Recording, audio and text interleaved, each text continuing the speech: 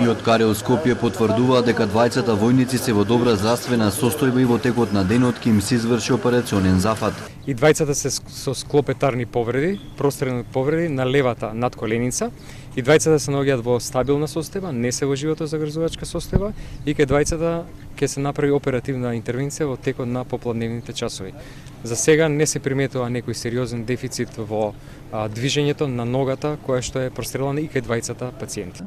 Војниците прострелните рани во надколеницата и подколеницата ги добиле при чистење на митралез во Тетовската касарна Кузман Јосифовски Питу. Инцидентот се случил околу 10 часот. При чистењето на оружјето испукан бил еден куршум, кој ги погодил и двајцата професионални војници во левата нога.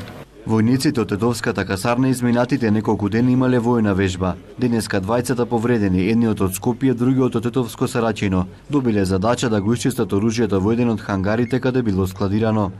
Неофицијални информации говорат дека при чистењето на митралезот калибар 12,7 бил испукан еден куршум, кој најверојатно бил заборавен во митралезот кој се користел на војната вежба.